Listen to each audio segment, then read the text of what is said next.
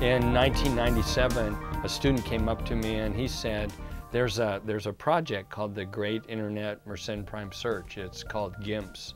And he said, you have access to a lot of computers on campus. You're interested in number theory and computers. You might be interested in this volunteer search that they're doing.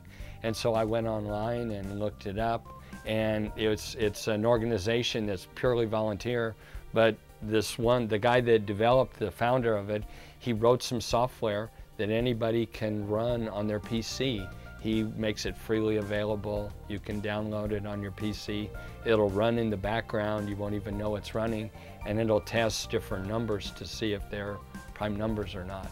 I really like the process of looking and sort of managing all the 1,000 computers and finding out, discovering new things. I think that's sort of what makes it exciting to me and what motivates me. This started when I first started working here. The associate dean and the math department was actually part of the college. It was arts and sciences at the time, and so the math department was tied in with that. So in prepping the labs, I got familiar with the project that Dr. Cooper does. If you look at the task manager on the PCs, you may see an NT Prime program running, and it uses the idle cycles of the processor to do its computation. So you'll see it running maybe 99% of the CPU, but that's when the computer's doing nothing.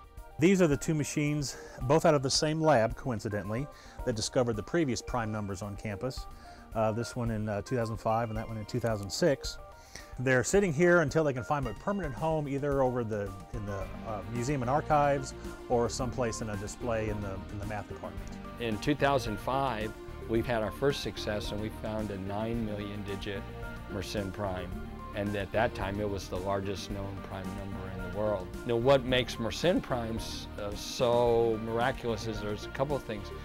One of them, they're a prime number, so they have that only divisors one in themselves, but they're also a special form.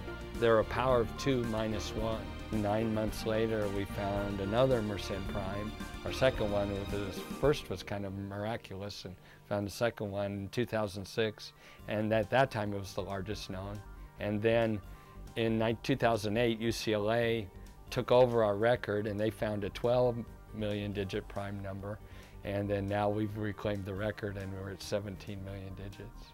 Dr. Cooper told me that it could be over Christmas, I guess, that first year, the 2005 year, that we may have found a number and they were confirming it. And so I waited over Christmas break, actually, at my mother's house in Georgia, looking at the emails, watching to see if this number was confirmed. And I thought it was kind of neat. All three of these prime numbers have been found in the same building, which I'm sure makes mathematicians' heads explode.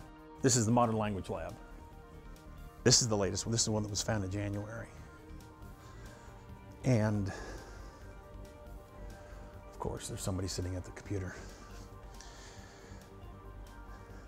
I don't know if Dr. Cooper told the story or not, but he was working late that night and ended up going home without checking his email.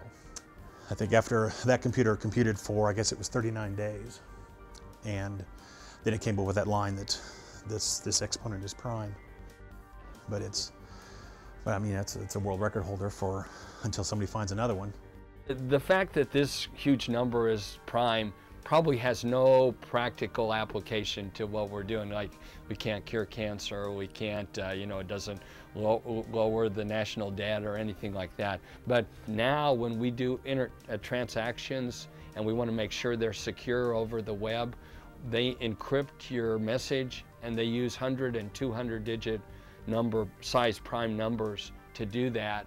So in 100 years, we've actually figured out how we can use those and have applications. So maybe if there's quantum computers that can do real fast calculations, maybe these 17 million digit primes might have some application. But what makes them unique in what we're doing is that there's faster algorithms to test whether or not it's a prime number.